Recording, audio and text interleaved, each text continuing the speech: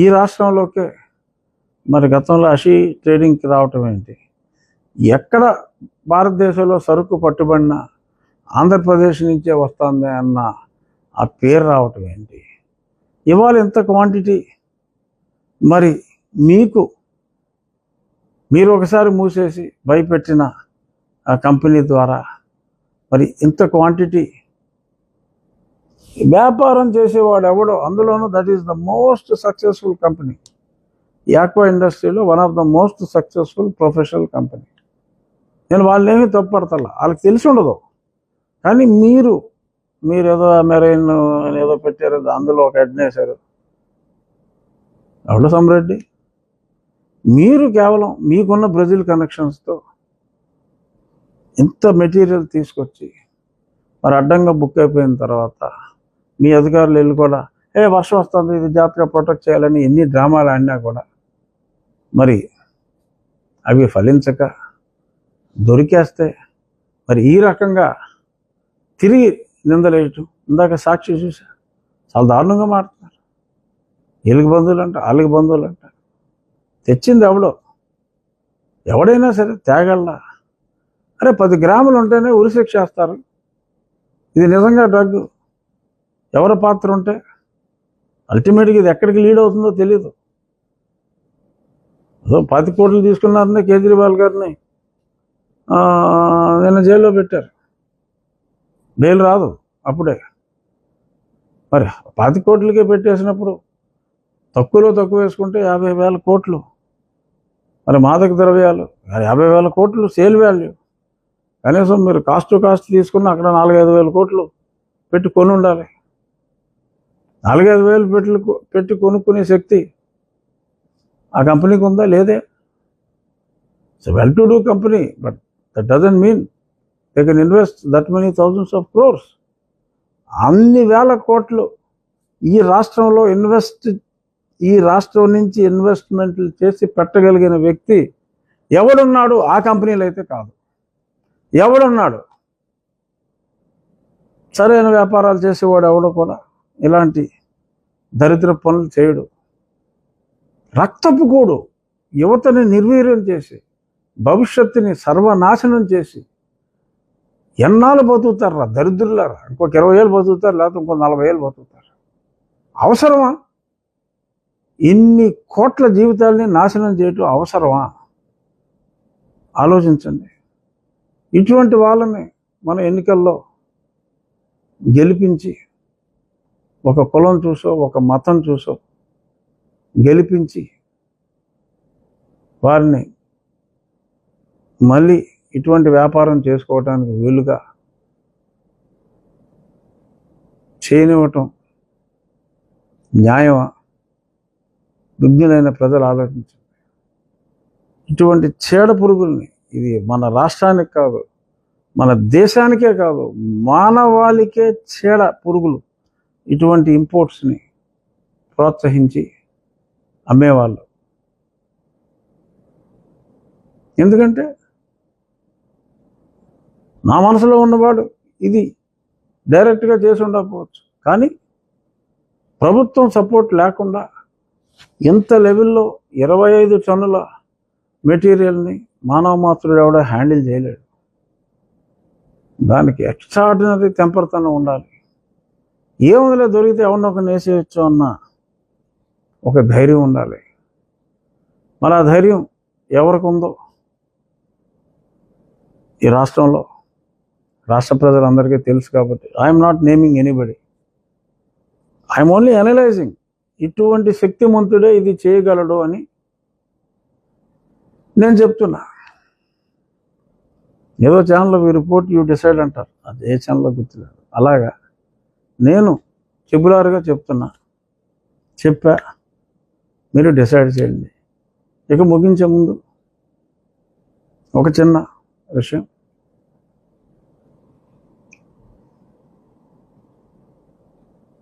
ఈ వాలంటీర్లు కానీ లేదు ఈ పోలీసు వాళ్ళు, ప్రభుత్వం ఇంకా ఈ ప్రస్తుత రూలింగ్ పార్టీ నాయకుల సంకలు నాకుతున్నారా, బూట్లు నాకుతారా అన్నది పక్కన పెడతా. చాలా దరిద్రంగా బిహేవ్ చేస్తున్నారు ఇంకా అధికారులు. వాళ్ళకి త్వరలో అవుట్ ఆఫ్ వర్క్ వారి బాధ్యతల నుంచి తప్పించవలసిందిగా ఎలక్షన్ కమిషన్ కూడా కోరటం జరిగింది. డెఫినెట్గా రానున్న రోజుల్లో ఒక జర్క్ అయితే తగులుతుంది. అలాగే వాలంటీర్లు కూడా విచ్చలవిడిగా ఓపెన్గా నిస్సిగ్గుగా తిరిగేస్తున్నారు. రోజుకు 60 మందిని మనం తీస్తే 100 మందిని తీస్తే ఈ 50 రోజుల్లో ఎంతమంది చేస్తాం? 5,000 మంది అవుతారు, లేదా 10,000 మంది అవుతారు. 2,50,000 ఉన్నారు. సో ఈ వ్యవస్థను కూడా చాలా దరిద్రంగా వాడుకుంటున్నారు జగన్మోహన్ రెడ్డి అండ్ గ్యాంగే, that is the right word, and gang. ఆ సాక్షి పేపర్స్ వస్తే కోడ్ను ఉల్లంఘిస్తున్న తెలుగుదేశం అంట. వాళ్ళు ఇళ్లలో బయటకు వచ్చి మాట్లాడటానికి ఇబ్బంది పడుతూ ఉంటాయి. ఏదో పల్నాడులో అక్కడ మీరేమో సాగుదొప్పుతూ ఉంటాయి, చంపేస్తూ ఉంటాయి. కోడ్ ఉల్లంఘన వాళ్ళు చేశారా? వాలంటీర్లు రాకూడదురా బాబు అంటే వాలంటీర్లు బరి తెగించి రోడ్ల మీద తిప్పుకుంటూ, మరి నేను చూసా అది ఎంతవరకు కరెక్టో. మీకు వాలంటీర్ ఈ కార్యక్రమాల్లో కనపడితే రాజకీయ కార్యక్రమాల్లో ఫోటో తీసి పెట్టండి అన్నారు. ఎంతమంది ఫోటోలు తీస్తారు, ఎంతమంది పెడతారు? ఆ వ్యవస్థని ఈ 50 రోజులు పెరలైజ్ చేయాలి. ఆ వ్యవస్థ పనిచేయడానికి వీలు లేదు 50 రోజులు అని చెప్పి పెట్టండి. ఈ నెల అకౌంట్కే పంపించండి 1వ తారీఖు. అబ్బా జగనన్న పంపిండే 3,000 అని చెప్పి వెళ్ళి గొంతు చేయించుకుని చెప్పక్కల అకౌంట్లో వేస్తే తీసుకుంటారు. సో ఈ నెలకు అలాగే చేస్తే బెటరు. వీళ్ళని పక్కన పడేసి ఈ వాలంటీర్లని, ఎందుకంటే బరి తెగించారు వీళ్ళు వైసీపీ వాళ్ళు. సో కాబట్టి అది చేయాలి. నా వంతు ప్రయత్నం పార్టీలుగా Telugu Desam party, Bharatiya Janata party and Janasena వాళ్ళ ప్రయత్నాలు వాళ్ళు చేస్తున్నారు. ఇక రాష్ట్ర ప్రజలందరికీ మాకు ఎన్నో 100 ఫోన్లు వస్తున్నాయి, సార్ ఏంటి సార్ మన పరిస్థితి అని.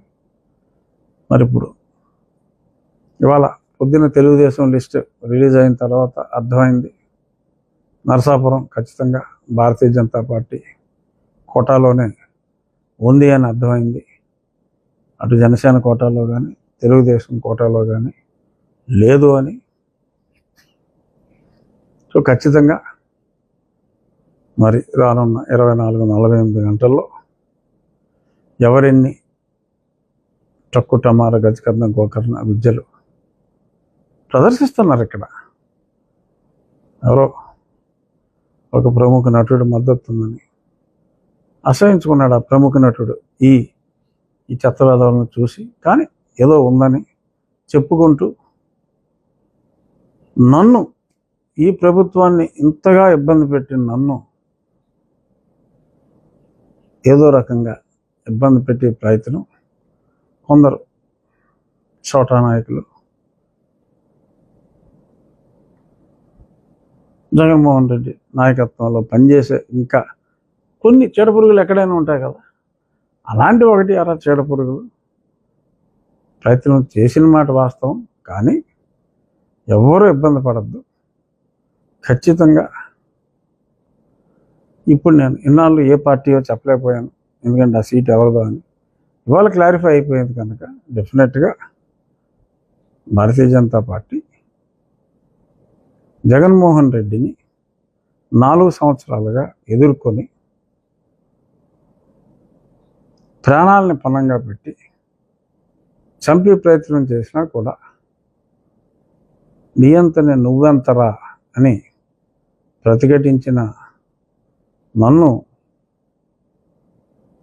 కాదు అని అనరనే ఏమక్కల రేపు ఇట్ విల్ బి అనౌన్స్డ్ అనే నా భావన. చూద్దాం, వచ్చేస్తా. నా అభిమానులకు నేను చెప్పేది, ఏమీ చింతొద్దు, నాకేమీ కంగారు పడి ఫోన్లు చేయక్కల్లా. భారతీయ జనతా పార్టీ అభ్యర్థిగా జగన్మోహన్ రెడ్డిని సమూలంగా రాజకీయంగా ఇంకా మళ్ళీ కోలుకోలేని దెబ్బతీసే దిశగా కూటమిని గెలిపించుకుందామని మనవి చేస్తూ ఈ డ్రగ్ మాఫియా మనకు వద్దురా బాబు అని మరొకసారి తెలియజేస్తూ రేపు కలుద్దాం. Thank you.